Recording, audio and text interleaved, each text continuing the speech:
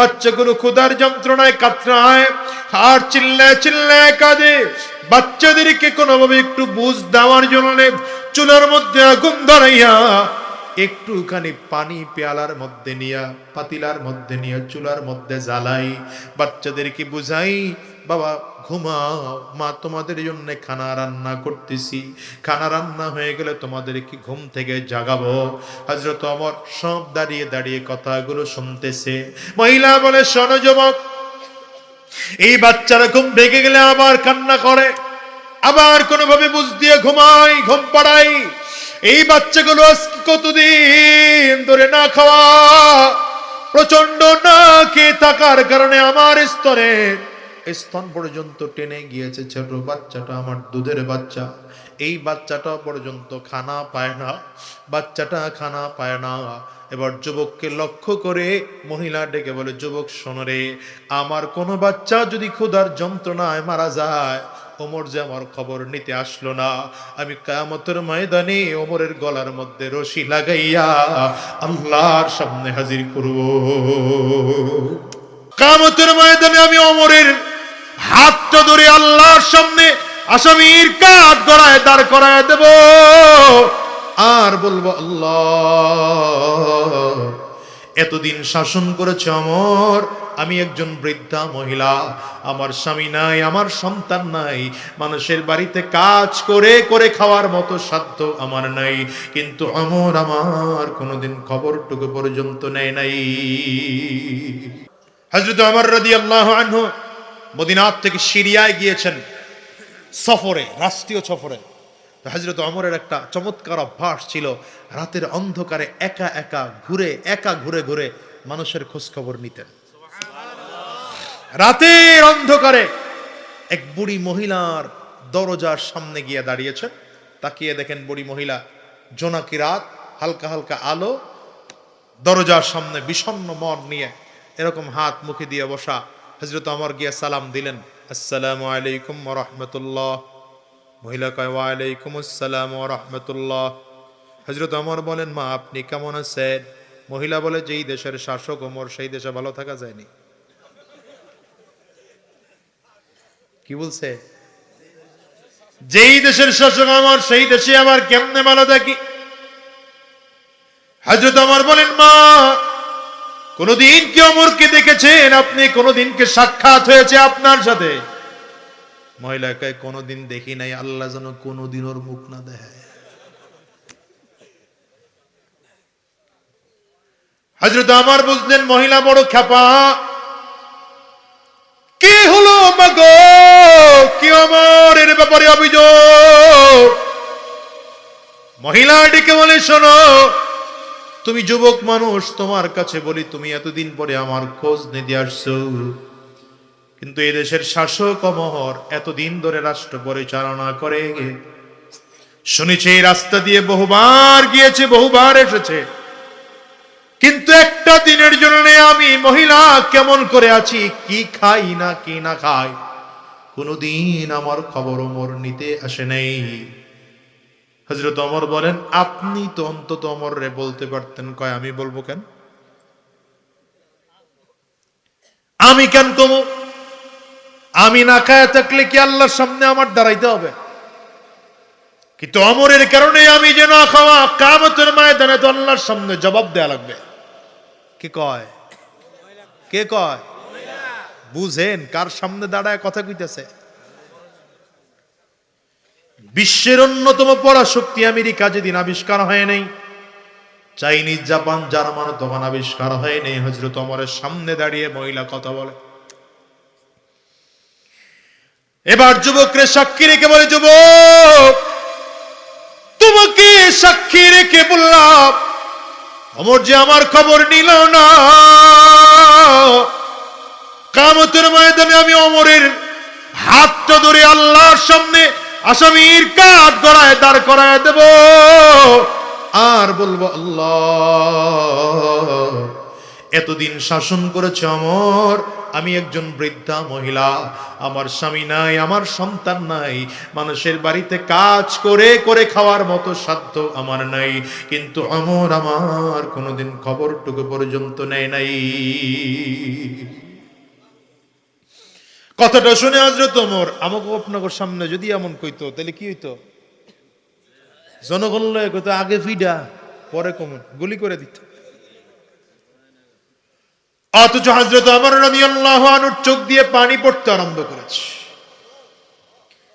মহিলার সামনে হাঁটু গেড়ে মাটির উপরে বসে পড়লেন আর ডেকে বললেন, মা, আমি ওমরের পক্ষ থেকে আপনার দুঃখ জীবনের দুঃখ কষ্টগুলো কিনতে চাই, আমার কাছে বিক্রি করবেন? মহিলা ধমক দেয়, সাবধান, দুঃখ কোনোদিন বিক্রি করা যায় না। তুমি আমার সাথে তামাশা করতেছো নাকি? বলে, মা, 5 দিরহাম দেব। 5 দিরহাম। দিরহাম মানে বুঝেন? এই যুগের প্রায় এক দিরহাম মানে 1.5 ভরি স্বর্ণ। এক দিরহাম এই যুগের প্রায় 1.5 ভরি স্বর্ণ। হযরত ওমর নিজের পরিচয় লুকিয়ে রেখে বলে, মা, আমি 5 দিরহামের বিনিময়ে আপনার দুঃখ কিনতে চাই। মহিলা বলে, বিক্রি হবে না। 10 দিরহাম দেব, বিক্রি হবে না। মা, 15 দিরহাম দেব। মহিলা বলে, না না, বিক্রি হবে না। হযরত ওমর কয়, তাইলে আপনাকে 20 দিরহাম দেব। কয় দিরহাম? 20 দিরহামের খবর শুনে মহিলা চিন্তা করলো, এত বিশাল সম্পদ যেহেতু পেয়ে যাব, তাইলে রাজি হয়ে যাই। হযরত ওমর বলেন, মা, তবে একটা ছোট্ট শর্ত আমার, 20 দিরহামের বিনিময়ে আমাকে লিখে দিতে হবে কিয়ামতের ময়দানে আল্লাহর সামনে ওমরকে আসামির কাঠগড়ায় দাঁড় করাবেন না। কথাবার্তা ক্লিয়ার হয়ে গেল। এখনই টাকা হযরত ওমর মহিলাকে দিবেন। এই মুহূর্তে তাকিয়ে দেখেন হযরত আবু বকর, হযরত উসমান বিন আফফান রাদিয়াল্লাহু আনহু আর হযরত আলী রাদিয়াল্লাহু আনহু খুঁজতে বের হয়েছেন আমিরুল মুমিনিন কোথায় গিয়েছে, কোথায় তার অবস্থান। দূর থেকে তাকিয়ে দেখেন আমিরুল মুমিনিন মহিলার সামনে হাঁটু গেড়ে মাটির মধ্যে বসা। হযরত আলী রাদিয়াল্লাহু আনহু দূর থেকে ডাক দেয়, ইয়া আমিরুল মুমিনিন, ইয়া আমিরুল মুমিনিন, হে আমিরুল মুমিনিন। মহিলা ক্লাব দিয়ে দাঁড়িয়ে গিয়েছে। এই বেটা, আমিরুল মুমিনিন আবার কোথায়? হযরত আলী রাদিয়াল্লাহু আনহু বলেন, মাগো, ওই যে আপনার সামনে হাঁটু গেড়ে বসে যে লোকটা আছে, ওই লোকটার কেউ নয়, তিনি যুগের শ্রেষ্ঠ খলিফাতুল মুসলিমিন ওমর। মুহূর্তের মধ্যে মহিলা চোখের পানি ছেড়ে কান্না আরম্ভ করেছে। হাত জোর করে ডাক দেন, ওমর, ক্ষমা করে দাও, মাফ করে দাও। বুঝতে পারি নাই তুমি যে আল্লাহর নবীর সাহাবী, সে ওমর তোমার বিরুদ্ধে কথা বলে ফেলেছে। হযরত ওমর বলেন, মা, এখন কান্না করবেন না, আমার কাছে কোনো অনুনয় বিনয় করবেন না।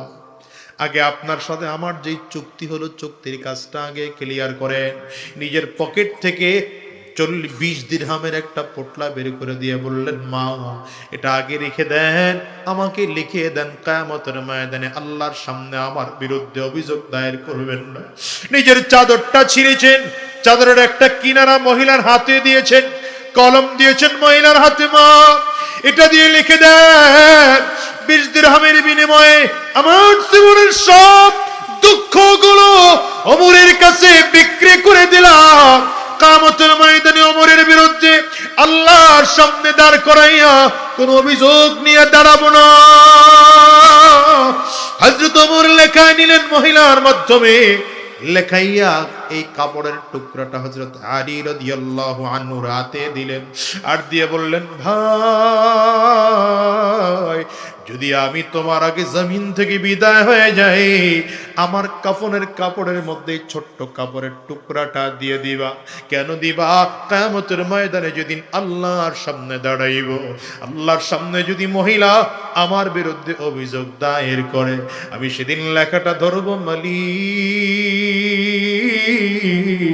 এই মহিলা আমার বিরুদ্ধে অভিযোগ করলে টিকবে না, আমি দুনিয়ায় বসে তার দুঃখ কিনে নিয়েছিলাম। অর্ধ পৃথিবীর শাসক আমার, কিন্তু আত্মা এত সাফ, এত সাফ, এত সাফ। আত্মা সাফ হওয়ার কারণে হযরত ওমর ফারুক রাদিয়াল্লাহু আনহু মহিলার এতটুকু কথা সহ্য করতে পারেন নাই। এই ওমর আরেকদিন হাঁটতেছেন রাস্তা দিয়ে একা একা, হঠাৎ করে দেখতেছেন কোথা থেকে যেন কান্নার আওয়াজ আসতেছে বাচ্চাদের। ডানে তাকান ওমর, বামে তাকান, কোথা থেকে কান্নার আওয়াজ, কোথাও থেকে কান্নার আওয়াজের হিসাব খুঁজে পায় না। একটু পরে তাকিয়ে দেখে একটা বাড়ির থেকে আগুন জ্বলতেছে, কেমন যেন ধোঁয়া উঠতেছে। হযরত ওমরের মনে বড় ভয়, এই বাচ্চাদের আবার আগুনে জ্বলে পড়ে মরলো নাকি, না কোনো বিপদ তাদের হয়ে গেল, না ঘরের মধ্যে কোনো আগুন জ্বললো। ঘরের সামনে দাঁড়ায়া বারবার করে ডাক দেয়, ভেতরে কেউ আছেননি, কোনো মুসিবত নাকি আপনাদের? হযরত ওমর নিজের পরিচয়টা লুকিয়ে লুকিয়ে বারবার করে জিজ্ঞাসা করতেছেন, কেউ ভেতর থেকে জবাব দেয় না। কয়েকবার বলার পরে একজন মহিলা ডেকেছে, না কোনো সমস্যা নেই যুবক, তোমার রাস্তায় তুমি চলে যাও, আমাদের কোনো সমস্যা না। হযরত ওমর থমকে দাঁড়িয়েছেন, মা কেন কাঁদো, বাচ্চাগুলো কেন কাঁদে? বলে কি বলবো দুঃখের কথা, শোনো, এই যুগের যে ওমর আছে, আমার স্বামী ওমরের সাথে যুদ্ধের ময়দানে গিয়া জমিন থেকে আমার স্বামী শহীদ হয়ে আল্লাহর জান্নাতে চলে গিয়েছে। আমার স্বামীর রেখে যাওয়া 3টা আমানত, আমার 3টা সন্তান নিয়ে আমি জীবন চালাই, বড় কষ্ট। আমার স্বামীর রেখে যাওয়ার সম্পদগুলো আস্তে আস্তে করে শেষ হয়ে গেল। বাচ্চাদেরকে নিয়ে কি খাবো? মানুষের বাড়িতে কাজ করব, মহিলা মানুষ, তাও আমার দ্বারা সম্ভব না। বাচ্চাগুলো ক্ষুধার যন্ত্রণায় কাতরায় আর চিল্লায় চিল্লায় কাঁদে।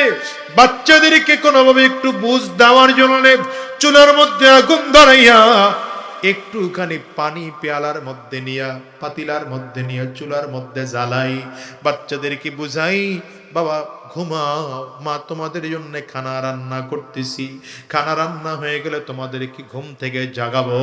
হযরত ওমর সব দাঁড়িয়ে দাঁড়িয়ে কথাগুলো শুনতেছে। মহিলা বলে, শোনো যুবক, এই বাচ্চারা ঘুম ভেঙে গেলে আবার কান্না করে, আবার কোনোভাবে বুঝ দিয়ে ঘুমাই, ঘুম পাড়াই।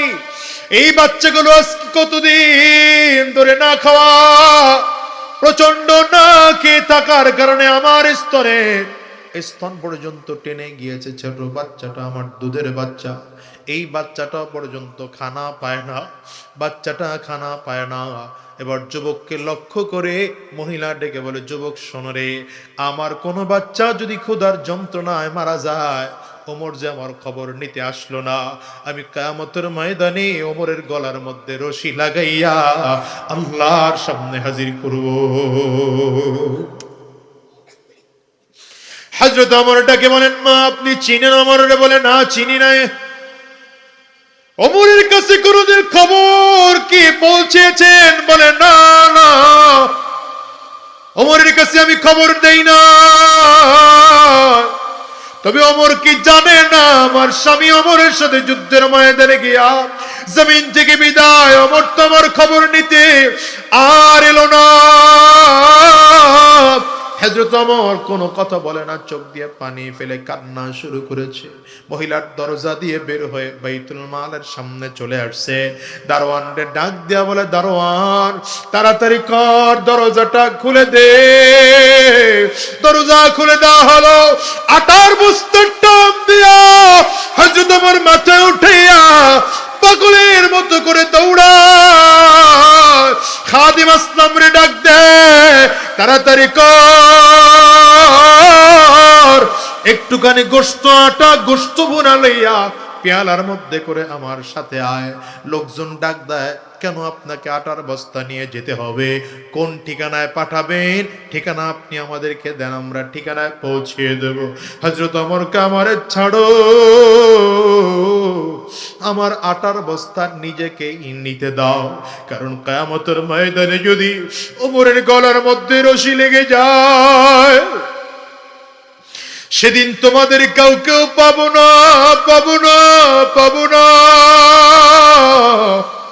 এই জন্য আমার আটার বস্তা আমাকেই নিতে দাও, তোমাদের কারো সহযোগিতা আমার লাগবে না।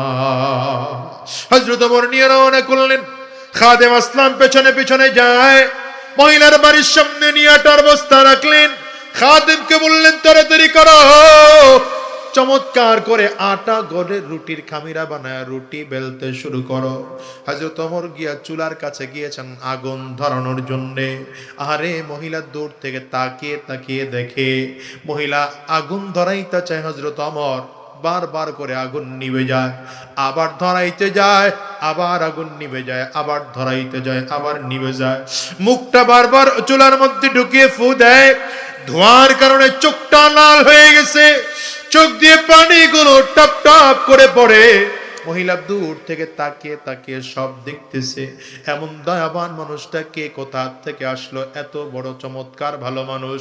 লম্বা কথা, মুসলমান। হযরত ওমর নিজের হাতে রুটি পাকায়া পাকায়া বাচ্চাদেরকে নিজের কোলের উপরে বসায়া নিজের হাত দিয়ে রুটি ছেড়ে গোশত লাগাইয়া বাচ্চাদেরকে খাওয়ায়। দুইটা বাচ্চাকে নিজের হাতে খাওয়ায়া কিছুটা রুটি আর গোশত পর্দার আড়ালে দিয়ে দিলেন, মা এবার আপনি খান। এই আটা শেষ হয়ে যাওয়ার আগে আগে আমি আবার আপনাকে আবার আটা পৌঁছায় দেব, কিন্তু আপনি ওমরের বিরুদ্ধে অভিযোগ করবে না। মহিলা এখনো জানে না এই ওমর, এই মানুষটাই যে ওমর। লম্বা কথা, চলে আসছেন হযরত ওমর মসজিদে নববীতে, নামাজ শেষ করলেন, ফজরের নামাজ। ফজরের নামাজ শেষ করে সাহাবায়ে কেরামদের মাঝে দাঁড়ায় হযরত ওমর ঘোষণা দেয়, এ নবীর সাহাবীরা, আপনারা কেউ যাবেন না, আজকে ওমরের আদালতে একটা আসামির বিচার হবে। সব সাহাবায়ে কেরাম অপেক্ষা করে বসা। হায় রে, ওমর তো রাতের অন্ধকারে কত জায়গায় জায়গায় দৌড়ায়, কত জায়গায় জায়গায় যায়, মনে হয় কোনো অপরাধী ধরা পড়ে গেছে, আজকে মনে হয় অপরাধীর বিচার হবে। সব সাহাবায়ে কেরাম আগ্রহ নিয়ে বসা। হযরত ওমর রাদিয়াল্লাহু আনহু দুইজন সাহাবী, পুলিশ সাহাবীকে পাঠালেন, অমুক ঠিকানায় যাও, একজন মহিলা আছে, তার 3টা বাচ্চা আছে, তাকে ধরে নিয়ে আসো, যদি আসতে না চায় জোর করে নিয়ে আসবা। দুই সাহাবী চলে গেলেন মহিলাকে আনার জন্য।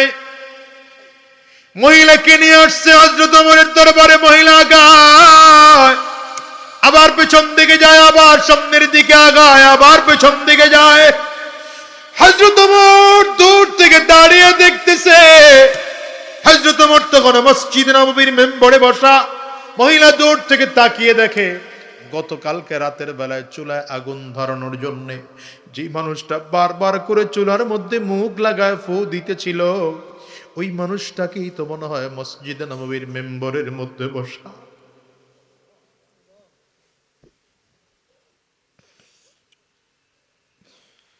মহিলার বুঝতে আর বাকি নাই,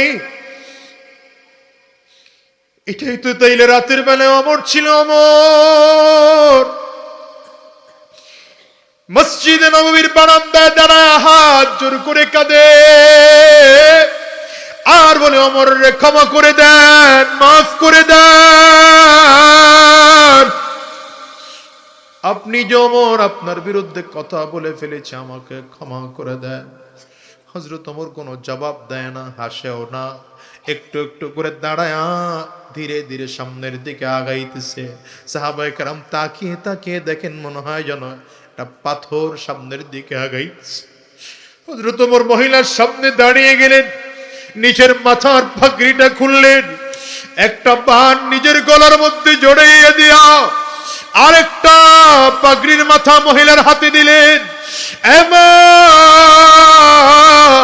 মদিনার যেই গলিতে তুমি আমারে ঘুরাইতে মনে চায়, তুমি আমারে ঘুরাও, কিন্তু কিয়ামতের ময়দানে আল্লাহর সামনে আমারে আসামির কাঠ করে দাঁড় করাও না। কিয়ামতের ময়দানে যদি আল্লাহর সামনে আমারে দাঁড় করাও, রবের সামনে জবাব দেওয়ার মতো ক্ষমতা আমি ওমরের থাকবে না, আমি ওমরের থাকবে না। হযরত ওমর রাদিয়াল্লাহু আনহু মহিলার সামনে দাঁড়িয়ে অনুনয় বিনয় করে, বা আমি তোমার খবর নিতে পারি নাই, আমাকে তুমি মদিনার অলিতে গলিতে ঘোরাও। এই যে পাগড়ি রশি পাগড়ির গলার মধ্যে বাঁধা দিলাম, এই পাগড়িটা নিয়ে যেখানে মনে চায় তুমি আমারে ধরে টানতে পারো, আমি নিজের শাস্তি নিজে মেনে নিলাম, কিন্তু কিয়ামতের ময়দানে আল্লাহর সামনে আমারে দাঁড় করাইবা না। আমিও তো নিজের ব্যাপারে নিজে চিন্তা করি, গো মালিক, আয় আল্লাহ, বড় রাষ্ট্রের ক্ষমতা আমার কাছে দাও নাই, ছোট্ট একটা ইউনিয়নের দায়িত্ব তুমি আমারে দিছো। আমার কারণে কোনো মানুষ যদি জুলুমের শিকার হয়, অত্যাচারের শিকার হয়, আর কিয়ামতের দিন যদি আল্লাহর সামনে দাঁড়ায় বলে, আল্লাহ এই মানুষটাকে আমরা এলাকার জনপ্রতিনিধি বানিয়েছিলাম, তার জন্য নির্যাতিত আমরা,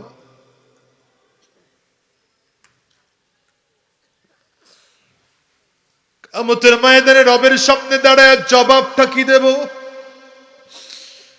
যুবকরা এই জন্য বলি, বর্তমান রাজনীতি যারা করে এদের মধ্যেও যদি আল্লাহর ভয় থাকতো, সরকারের একটা টাকার চুরি করতো না। হাতটা উঁচা করে চিল্লা বলো ঠিক কিনা। আমি মাঝে মাঝে আমার আলোচনায় বলি, আমার দেশের সরকার কোনো আইন পাস করা লাগবে না, ছোট্ট আইনটা পাস করুক। দেশের যত মেম্বার আছে, এদেশের যত চেয়ারম্যান আছে, এদেশের যত এমপি আর মন্ত্রীরা আছে, সরকারের সম্পদ যদি কেউ চুরি করে, চুরির অপরাধে তাদের হাত কেটে দেওয়া হবে। একজন চেয়ারম্যানকে ধরেন, একজন মেম্বারকে ধরেন, একজন উপজেলা চেয়ারম্যানকে ধরেন, একজন এমপি মন্ত্রীকে ধরেন, যে সরকারি সম্পদ লুণ্ঠন করেছে, ওরে ধরে বাইতুল মুকাররমে আব্দুল মালিক সাহেব হুজুরের, আল্লামা আব্দুল মালিক সাহেব হুজুরের খেতাবতে নামাজ শেষ করে বাইতুল মুকাররমের সামনে দাঁড় করাইয়া হাজার মিডিয়ার উপস্থিতিতে একটা বদমাশের হাত কেটে দেয়, দেখবেন বাকি জনপ্রতিনিধি অটোমেটিক ভালো হয়ে যাবে। ঠিক কিনা বলো না? ঠিক কিনা? এটার নাম ইসলাম। ইসলাম বলে কোন চোর চুরি করেছে হাত কেটে দাও, একটা চোরের হাত কেটে দাও, বাকিগুলো অটোমেটিক ভালো হয়ে যায়। ঠিক কিনা? আওয়াজ করে বলো, আয় জোরে চিল্লা বলো, ঠিক কিনা জোরে বলো। মদিনার দৃশ্যের দিকে তাকাও, রাসূলুল্লাহ সাল্লাল্লাহু আলাইহি ওয়াসাল্লাম 10 বছর রাষ্ট্র পরিচালনা করেছেন, আবু বকর সিদ্দিক পরিচালনা করেছেন 2 বছর, 10 আর 2 12 বছর। হযরত ওমর রাদিয়াল্লাহু আনহু রাষ্ট্র পরিচালনা করেছেন 10 বছর। মিয়া, হযরত ওমর রাদিয়াল্লাহু আনহুর শাসনামলের মাঝামাঝি, তার মানে 5 বছর ধরলাম, 12 আর 2 12 আর 5 17 বছরের মাথায় মদিনার চিত্র এমন ছিল, মানুষ যাকাতের টাকা নিয়ে দাঁড়ায় থাকতো, দেওয়ার লোকের অভাব ছিল না, দিবে কাকে নেওয়ার মানুষ খুঁজে পাওয়া যাইত না। আমরা বাংলাদেশে দেখি টাকার অভাব নাই, কিন্তু গুটি কয়েকজন মানুষ দুর্নীতিবাজদের কাছে টাকা। কথা বলে না? বাংলাদেশে 2-4 জন মানুষের কাছে এমন সম্পদ আছে, যেই সম্পদ যদি বাংলাদেশের সরকার হস্তগত করে, এরকম পদ্মা সেতু 10টা বানিয়ে দেওয়া যায়, এলিভেটেড এক্সপ্রেসওয়ে 10টা বানিয়ে দেওয়া যায়, অমিয়া মেট্রো রেল ওরকম 10টা বানিয়ে দেওয়া যায়, ঢাকা চিটাগাং হাইওয়ে ওরকম 10 লেন করলেও তাদের টাকা ফুরাবে না। কিন্তু অধিকাংশ মানুষদের অবস্থা কেমন? এরা ভিক্ষা করেও খেতে পারে না। ওই যে 30 টাকা দিয়ে চাউল কিনে, এই চাউলটুকু ঘরে না থাকলে রান্না পর্যন্ত হয় না। এই শোনো, কোটি কোটি টাকা যারা বাংলার জমিন থেকে চুরি করে বিদেশ পাচার করেছো, আল্লাহর সামনে কি দাঁড়াবি না? জবাব কি দিবি না? কি জবাব দিবা বলো? নিজের অ্যাকাউন্টে একজন মানুষ চলতে কত টাকা লাগে? আর এদের মধ্যে যদি মরণের ভয় থাকতো, এদের মধ্যে যদি দ্বীনের ভয় থাকতো, এদের মধ্যে যদি আল্লাহর ভয় থাকতো, আত্মা যদি পরিশুদ্ধ হয়ে যাইতো, তাইলে জীবনেও এরা কোনোদিন সম্পদ চুরি করতো না। রাহমাতুল লিল আলামিনের 2 নম্বর এজেন্ডা কি বলেছিলাম মনে আছে? আত্মা পরিশুদ্ধির মেহনত। আত্মাকে সাফ করে দাও, ভেতর থেকে খারাপ গুলো বের করে দাও, নেক গুলো ভিতরের মধ্যে ঢুকাও, হারাম জিনিস বের করে দাও, ভালো আখলাক গুলো ভেতরে ঢুকাও। এইবার নবীজি 3 নম্বর মেহনত করেছেন, দাওয়াত ও তাবলীগ। দাওয়াত ও তাবলীগ, দাওয়াত ও তাবলীগ। আরে বড় আফসোস হয়, আমার এই মোবারক জামাতটার মধ্যে আজকে কাফির মুশরিকরা কত কায়দা কানুন করে চক্রান্ত করে 2টা ভাগ করে দিয়েছে। এখন আমার ভাই আমার বিরুদ্ধে অস্ত্র ধরে, আমার ভাই ওই 13 সালের স্বৈরাচারের মতো করি তাহাজ্জুদের নামাজের সময় আমার পেটে ছুরি ঢুকিয়েছে। ভাইয়ের বিরুদ্ধে ভাই কেমনে বলি? তবে তোমাদেরকে বলি, শোনো, যারা আলেমদেরকে ছুরি ধরেছ, রাতের অন্ধকারে টঙ্গীর ময়দানে গিয়া যারা আলেমদের পেটে অস্ত্র ঢুকিয়েছ, জমিন থেকে বিদায় করেছ, শুনে নাও, তোমরা তাবলীগের নাম দিয়া এদেশে কোন বদমাশ পরাজিত শক্তিরা নতুন চক্রান্ত করতে পারে, সেই বিষয়ে সজাগ থাকতে হবে। স্বৈরাচারের বহুরূপ, স্বৈরাচারের কখনো অটো রিক্সাওয়ালার সুরত ধরে আসে, কথা কয় না তো, কখনো আবার আনসারের সুরত ধরে আসে। আমার বিশ্বাস হয় না যারা চিল্লা দিছে, যারা আলেমদের সোহবতে থেকে দ্বীন শিখেছে, তারা আলেমদের গায়ে অস্ত্র ধরবে, এটা বিশ্বাস হয় না। এখানে পরাজিত শক্তির হাত আছে, কথা কও, এই জোরে বলো। এদেরকে চিহ্নিত করো, একটা একটা করে ধরো, এদেরকে জমিন থেকে শাস্তি দিয়ে বিদায় করো, ঠিক কি না? করে বলো। কয়টা গেল? বলে বলে বলে না, বলে না। 1 নম্বর ইলম ও তারবিয়াত নবীজির, 2 নম্বর মেহনত তাজকিয়াতুন নফস, 3 নম্বর মেহনত দাওয়াত ও তাবলীগ। এই 3টা কাজ কমপ্লিট হয়ে যাওয়ার পরে নবীজি বলেন 4র্থ নম্বর আরেকটা কাজ আছে, জিহাদ। কি কাজ? বলো বলো বলো। এই জিহাদের কথা শুনলে একদল লোকের চান্দি গরম হয়ে যায়, তখনই আমাদেরকে জঙ্গি কয়ে গালি দেয়, কথা কও না কেন? জিহাদের কথা শুনলে একদল লোক কয় হুজুররা উগ্রবাদ। হ্যাঁ, হুজুররা দেশটারে নষ্ট করলো। জিহাদ কাকে বলে জানো? ডাকাতের অস্ত্র ডাক্তারের অস্ত্র এক নয়। ডাকাতের কাছে অস্ত্র থাকলে সে অস্ত্র দিয়ে নিরীহ মানুষকে জমিন থেকে বিদায় করা হয়, আর ডাক্তারের কাছে অস্ত্র থাকলে সে অস্ত্র দিয়া মানুষকে জীবিত করার জন্য চেষ্টা করা হয়। মুসলমানরাও যুদ্ধ করেছে, বদরে যুদ্ধ করেছে, ওহুদে যুদ্ধ করেছে, খন্দকে যুদ্ধ করেছে, হুনাইনে যুদ্ধ করেছে, ইসলাম জমিনে টিকিয়ে রাখার জন্য, শান্তি শৃঙ্খলা রক্ষা করার জন্য, এদেশে ইসলাম কায়েম করার জন্য, জালেমদেরকে বিতাড়িত করার জন্য। ঠিক কিনা? হাত উঁচু করে কও। রাহমাতুল্লিল আলামিনের সাহাবীদের মতো করে তোমাদের জন্য যদি আবার ডাক আসে, যুদ্ধের ময়দানে যাওয়ার জন্য ডাক আসে, প্রস্তুত আছো তো ইনশাআল্লাহ? আমার কাছে মনে হয় বাংলাদেশের খুব শীঘ্রই ডাক আসবে ইনশাআল্লাহ। উলামায়ে কেরামদের ঐক্যের রাস্তা খুলতেছে, উলামায়ে কেরাম হাতে হাত মিলাতে শুরু করেছেন, উলামায়ে কেরাম কাঁধে কাঁধ মিলাতে শুরু করেছেন। খুব শীঘ্রই এমন একটা দিন শুনতে পাবো যেদিন উলামায়ে কেরাম এক হয়ে যাবেন ইনশাআল্লাহ। জোরে বলেন, যেদিন উলামায়ে কেরাম এক হয়ে যাবেন ইনশাআল্লাহ, সেদিন একই মঞ্চে আল্লামা মামুনুল হক দাঁড়াবেন, একই মঞ্চে ইসলামী আন্দোলনের মুফতি সৈয়দ ফয়জুল করিম দাঁড়াবেন, একই মঞ্চে আল্লামা সাজিদুর রহমান দাঁড়াবেন। সেদিন আমাদেরকে ডাক দিবেন, রক্ত যদি দেওয়ার দরকার হয় রক্ত দেব, জীবনটাও যদি দরকার হয়। কারা কারা তৈয়ার আছো? 2টা হাত তুলে দেখাও।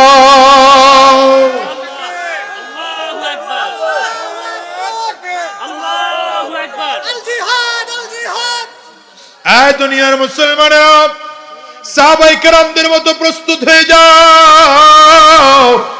বদরের যুদ্ধে রাসূলুল্লাহ সাল্লাল্লাহু আলাইহি ওয়াসাল্লাম কাতারে দাঁড় করে সাহাবায়ে কেরামদের নাম লেখাচ্ছেন।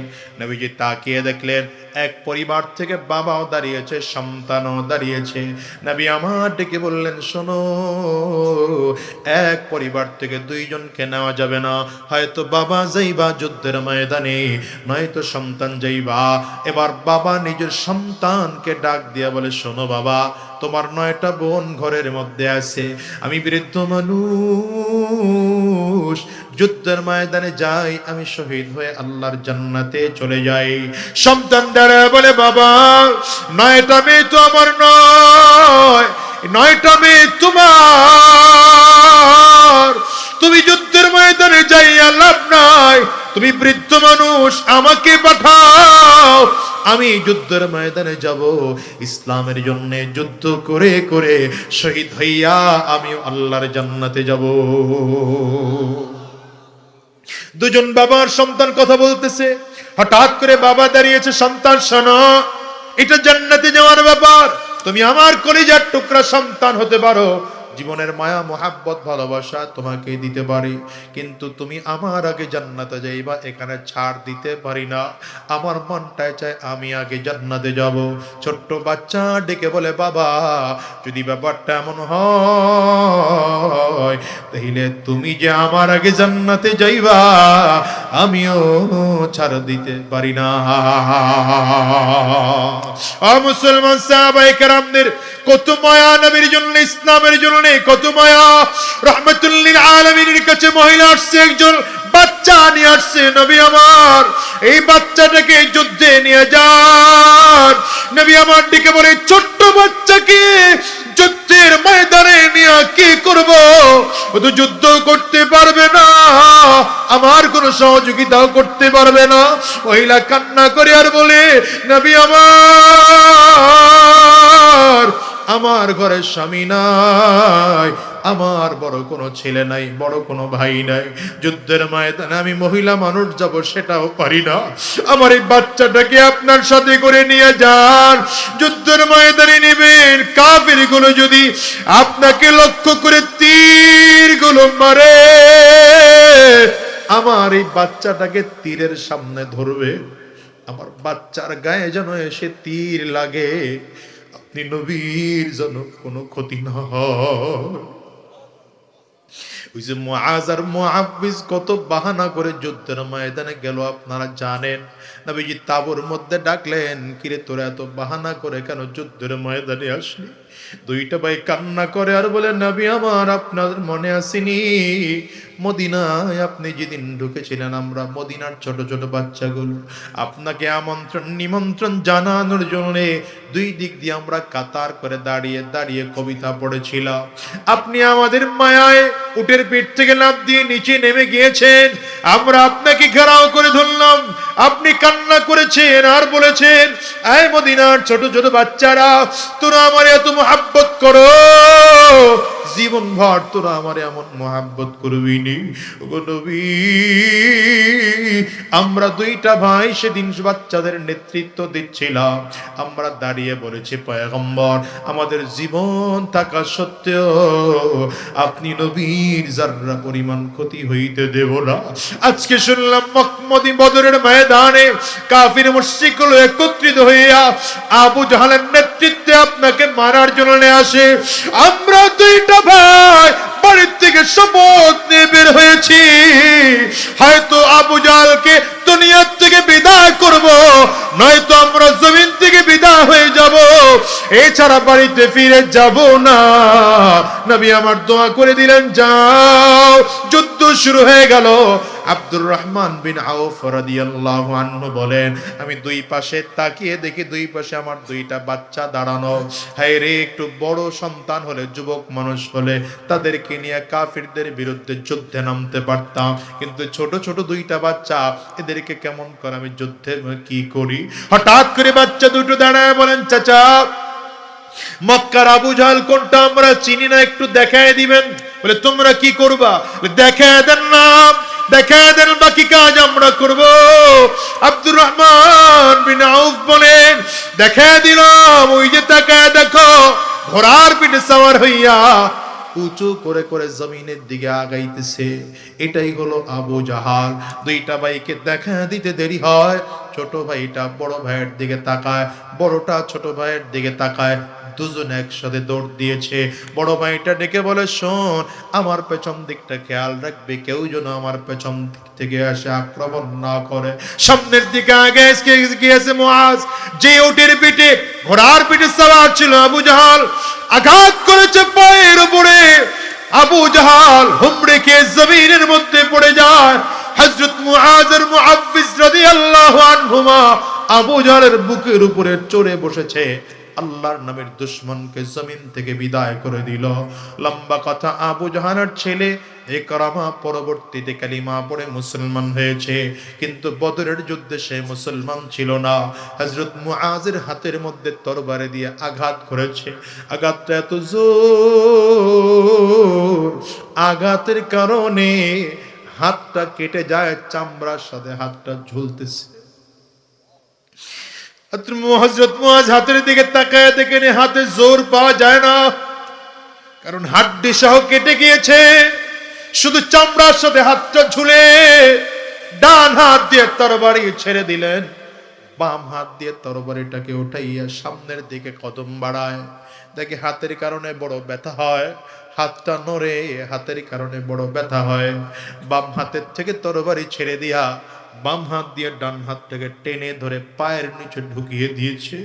শরীরের সমস্ত শক্তিগুলো একত্রিত করে জোরে টান দিয়েছে, চামড়া ছিঁড়ে গিয়ে রক্ত, আরে হাত নিচে পড়ে লাফায়। হাতের দিকে তাকিয়ে হযরত মুআজ থেকে বলে, হাত সাবধান, তোমারে আমার শরীর থেকে কেন আলাদা করেছি জানো?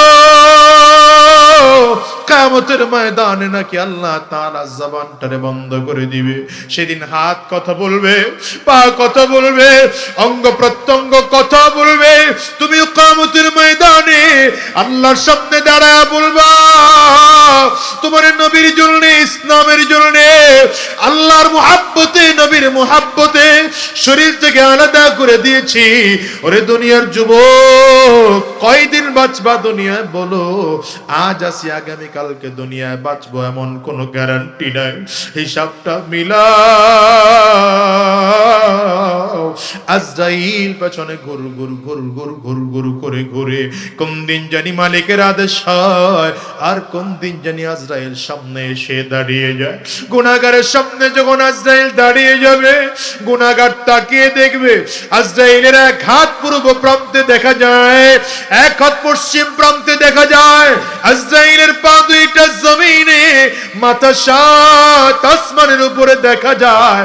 আজরাইল আলাইহিস সালাতু ওয়াস সালামের চক্ষু দুইটা উহুদ পাহাড়ের চেয়েও বড়, মনে হয় যেন আগুনের ফুলকি বের হচ্ছে। প্রত্যেকটা পশমের গোড়া থেকে মনে হয় যেন আগুনের ফুলকি বের হয়।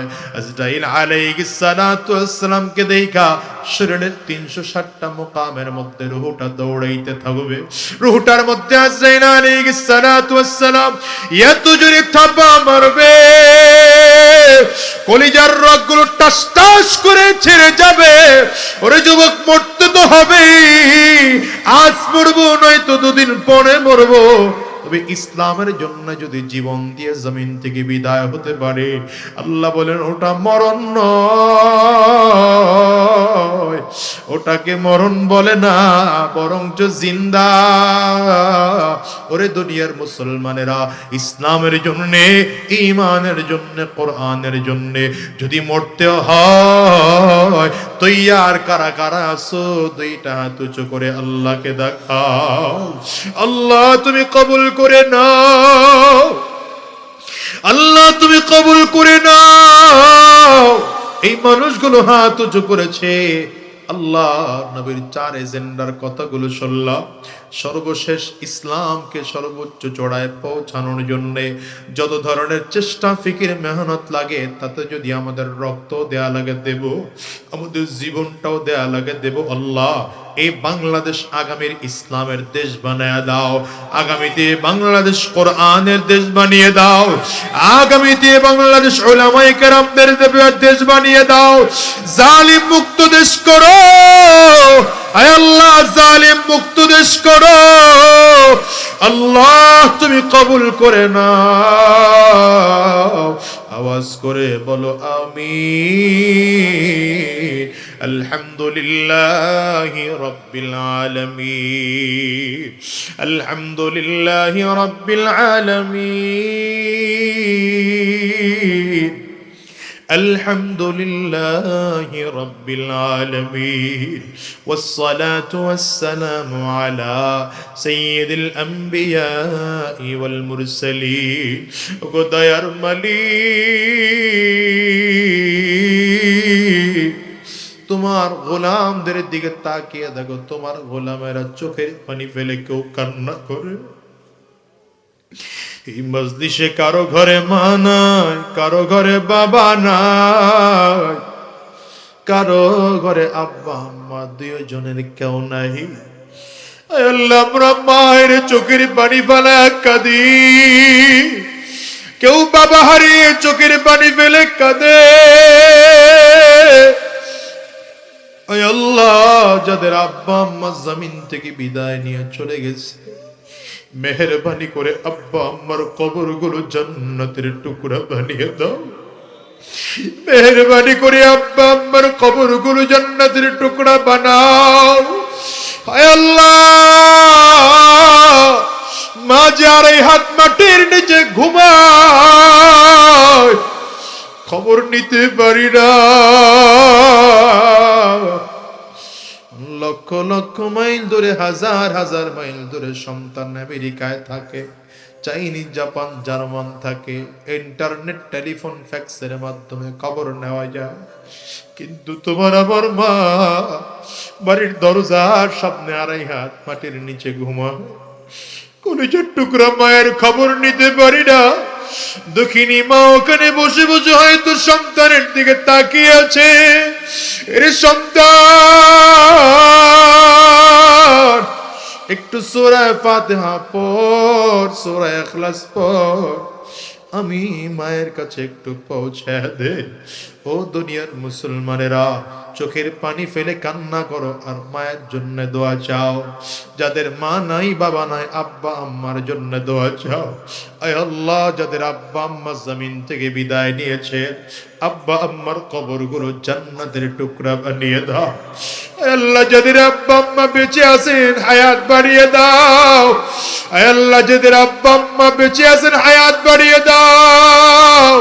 আয় আল্লাহ, আমরা জীবনে যত গুনাহ করেছি, জেনে না জেনে, বুঝে না বুঝে, ইচ্ছায় অনিচ্ছায়, গোপনে প্রকাশ্যে, সব গুনাহ থেকে মাফ চাই।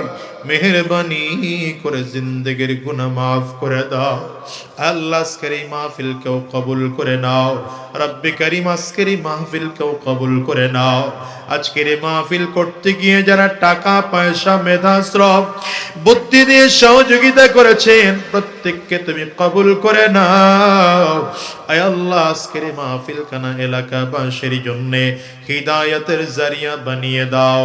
আজকের এই মাহফিল কানা এলাকাবাসীর জন্য নাজাতের ওসিলা বানিয়ে দাও। আল্লাহ, আমাদেরকে দীনদার ইমানদার বানিয়ে দাও। আমাদেরকে দীনওয়ালা, কোরআনওয়ালা বানিয়ে দাও। আয় আল্লাহ, দুনিয়ার জমিনে যতদিন থাকবো তোমার গোলামি করার তৌফিক দিয়ে দাও। আয় রব্বে কারীম, আজকের এই আয়োজন তুমি কবুল করে নাও। আয় আল্লাহ, পুরো আয়োজন তুমি কবুল করে নাও। আমার কলিজার টুকরা যুবক ভাইদের নেক নিয়ত কবুল করে নাও।